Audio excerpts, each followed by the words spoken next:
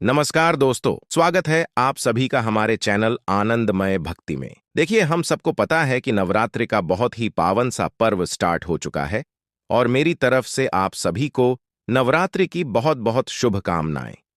माता का वास आप सभी के घरों में हमेशा बना रहे हैं ना। तो आज के टाइम पे क्या देखा गया है कि बहुत सारे ऐसे घर हैं जहां लोग बीमार बहुत ज्यादा पड़ते हैं, उनके सारे पैसे डॉक्टर ले जा रहे हैं, सारे पैसे उनके दवा में लग रहे हैं। तो ये वीडियो आपके लिए है। पूज्य गुरु जी की कथा से सुन के बहुत अच्छे से बताऊंगा। बस आपको कड़वे नीम के 9 पत्ते लेने हैं। छोटा सा उपाय करिएगा, कभी भी आपके घर में बीमारी प्रवेश नहीं कर पाएगी। नवरात्रि का पावन समय स्टार्ट हो चुका है, तो आप सभी को उपाय जरूर करना है। कोई जरूरी नहीं कि यह उपाय आप नवरात्रि के पहले दिन करो, दूसरे दिन भी कर सकते हो।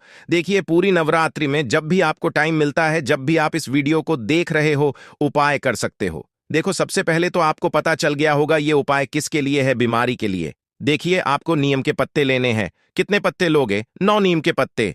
कम से कम 9 लोगे, ज्यादा से ज्यादा आपको 81 लेने हैं। 81 पत्ते ले सकते हो या फिर कम से कम 9 तो लेने ही लेने हैं। कहोगे, अब आपने बताया कि हमें 9 नीम के पत्ते लेने हैं, अब बता रहे हो आम के पत्ते भी। देखिए, यहां पे आम के पत्ते में इसलिए बता रहा हूं कि ज्यादातर लोग क्या बनाते हैं, आम के पत्ते की बंदरवाल बनाते हैं। आपके पास में 2 ऑप्शन है। अगर आपके घर में धन संपदा की बहुत ज्यादा कमी होती है, वहां लक्ष्मी का वास नहीं है, तो आप अपने घर के दरवाजे पे आपको आम के पत्ते की बंदरवाल बना करके नवरात्र के पूरे 9 दिन में कभी भी जब भी आपको टाइम मिलता है, जब भी आपको समझ में आए, इस तरीके से अपने घर के दरवाजे पे आप लगा सकते हैं। इससे मां लक्ष्मी की आगमन आपके घर में स्टार्ट हो जाएगा। कमी आपके घर में कभी भी नहीं होगी। ठीक है, अब बात करते हैं कड़वे नीम के पत्ते की। बीमारी के उपाय के लिए करते हैं। देखिए, कड़वे नीम के पत्ते का उपाय तो जो मैंने आपको 9 नीम के पत्ते की बात की है, जहां जहां पर आपने आम के पत्ते को लगाया है, उन्हीं उन्हीं जगह पे आपको कम से कम 9 नीम के पत्ते और ज्यादा से ज्यादा 81 नीम के पत्तों की बंदरवाल इस तरीके से बनानी होगी। एक के बाद एक धागे को बांध करके डंडी में, और आपको ऐसे बंदरवाल बना करके और अपने घर के मेन गेट पर इस तरीके से लटका देना। इससे क्या होता है, अगर आप इस उपाय को चैत्र नवरात्रि में करते हैं तो जीवन में कभी भी आपके घर में बीमारी प्रवेश नहीं कर पाएगी। और जो भी इंसान आपके घर में बहुत दिनों से, बरसों से बीमार पड़ा हुआ है, उसकी बीमारियां भी धीरे धीरे करके खत्म जरूर होंगी। तो आप सभी लोगों को इस पूरी नवरात्रि में जब भी आपको टाइम मिलता है, इस उपाय को करेंगे। और जब नवरात्र के 9 दिन पूरे हो जाए, उसके बाद में 9वें दिन इसको निकाल करके किसी तालाब, सरोवर, कुआं, बावड़ी में ले जाकर के समर्पित कर देंगे या विसर्जन कर देंगे।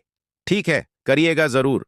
तो यहां पे हम लोगों ने पहले उपाय की बात कर ली है, आगे बढ़ते हैं। अब इस वीडियो के हम लोग अपने दूसरे उपाय की तरफ। और आपको पता है कि ये जो दूसरा उपाय है, वो भी आपको नीम के पत्ते के साथ ही करना है। क्योंकि इसके क्या फायदे होंगे? इसके फायदे 2 है। पहला फायदा तो यह है कि अगर कोई इंसान बीमार है तो वो तो ठीक होगा ही होगा। साथ ही साथ अगर आपके घर में कोई भी ऐसा इंसान है जो बहुत क्रोधी है, गुस्सा करने वाला है, आपकी बात ही नहीं सुनता है, तो भी आप इस उपाय को इस चैत्र नवरात्रि में कर सकते हैं। ठीक है, देखो, इस पे आपको एक तांबे का लोटा दिख रहा है। तो इस उपाय के लिए आपको तांबे का ही लोटा लेना है और उस तांबे के लोटे में जल भरना है। जल भर लिया। जल को भरने के बाद में फिर से हमें नीम के पत्तों की जरूरत होगी। यहां पे गिनने की जरूरत नहीं है, 2 से 3 नीम के पत्ते लेंगे, इससे ज्यादा लेने की जरूरत नहीं है। ठीक है, क्या करेंगे, उन 2 से 3 नीम के पत्तों को इसी कलश के अंदर, इसी तांबे के लोटे के अंदर डाल देंगे। और डालने के बाद में जो इंसान बीमार है या फिर जो इंसान क्रोध करता है, गुस्सा करता है, जब वो इंसान सो रहा हो, किसी भी दिन पूरी नवरात्रि में आपको उसके सर से लेकर के पैर तक 21 टाइम्स, कितनी बार, 21 बार क्लॉक डायरेक्शन में, जिस दिशा में घड़ी घूमती है, आपको घुमाना होगा। ठीक है, घुमा देना उसके हाथों से। उस कलश को स्पर्श कराएंगे और जिस नीम वृक्ष की पत्ती आपने उस कलश में डाली थी, उसी नीम के वृक्ष के नीचे लेके जाएंगे और उस जल को वहां पे समर्पित कर देंगे। आपको पता होना चाहिए, जब नवरात्रि स्टार्ट होता है तो पूरे के पूरे 9 दिन माता का जो वास होता है, किस वृक्ष के नीचे माना जाता है। तो पूरा जल समर्पित करेंगे और यहीं पे इसकी मिट्टी को, मतलब कि नीम के वृक्ष की मिट्टी को थोड़ा सा उठा करके, जो इंसान बीमार है या फिर जो इंसान बहुत क्रोध करता है, गुस्सा करता है, उसके मस्तक पर उसकी एक बिंदी लगा देना और आपको कुछ भी करने की जरूरत नहीं है। बहुत अच्छा सा उपाय है। आप सभी को इस उपाय को इस पूरी नवरात्रि में जब भी आपको टाइम मिलता है, आप इस उपाय को करें। ठीक है ना? तो दो उपाय की हमने बात कर ली है, आगे बढ़ते हैं। अब इस वीडियो के हम लोग अपने तीसरे उपाय की तरफ। सबसे पहले तो मैं आपको बता दूं इस उपाय के बेनिफिट क्या होंगे, फायदे क्या होंगे। अगर आपकी फैमिली में कष्ट बहुत ज्यादा है, अब वो कष्ट चाहे आपके परिवार को लेके हो, मनोकामना को लेके हो, व्यापार है, नौकरी है, कोई भी दिक्कत अगर आपके घर में है तो आप इस उपाय को करेंगे। ज्यादा कुछ नहीं करना है, सिर्फ आपको 2 लौंग लेने हैं। कितने लौंग लोगे? सिर्फ 2 लौंग लेंगे। इस 2 लौंग को एक तांबे की लोटे में जल भरेंगे और जल के अंदर लौंग को नहीं डालेंगे, लौंग को अलग से रखेंगे, जल को अलग से रखेंगे और पहुंचेंगे फिर से कहां पे? नीम के वृक्ष के नीचे। मैंने अभी अभी आपको बताया है कि पूरी नवरात्रि में जो भी साल में 2 नवरात्रि पड़ती है, दोनों नवरात्रि में माता का जो वास होता है वो नीम के वृक्ष के नीचे होता है। तो पूरी नवरात्रि में किसी भी दिन मैंने आपको 2 लौंग बताया है नीम वृक्ष के नीचे। पहले तो आप उन दोनों लौंग का भोग लगाएंगे, ठीक है? भोग लगाने के बाद में नीम के वृक्ष के ही नीचे घी का दिया लंबी बत्ती का लगाएंगे, माता का स्मरण करते हुए, ध्यान करते हुए। उसके बाद में तांबे की लौटे में जो आपके जल है, नीम वृक्ष की जड़ में समर्पित कर देना, अपने परिवार का नाम और गोत्र बोल करके या फिर उस इंसान का नाम और गोत्र बोल के, जो इंसान आपके घर में, आपके परिवार में, आप कुटुंब में बहुत ज्यादा परेशान है। ठीक है? वो परेशानी में बार बार कह रहा हूं, किसी भी चीज को लेके हो सकती है, शादी को लेके हो, व्यापार हो, धन संपदा, नौकरी, कुछ भी हो सकती है।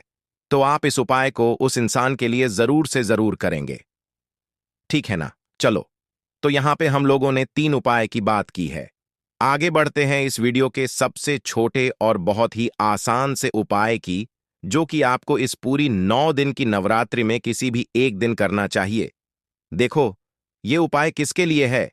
अगर आपके घर में रिश्ते ठीक नहीं चल रहे हैं, चाहे वो रिश्ते पति पत्नी को लेके हो, भाई बहन को लेके हो, माँ बाप को लेके हो, किसी को भी लेकर अगर घर में रिश्ते खराब चल रहे ना, तो आपको लेना होगा मक्खन।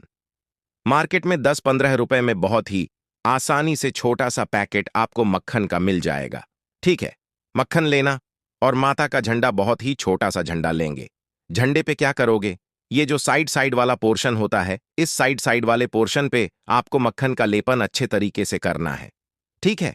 अच्छे तरीके से मक्खन का लेपन करेंगे। लेपन करने के बाद में इस झंडे में आपको छोटी सी डंडी लगा देनी है। बहुत बड़ी नहीं लगाना, छोटी सी डंडी लगाएंगे।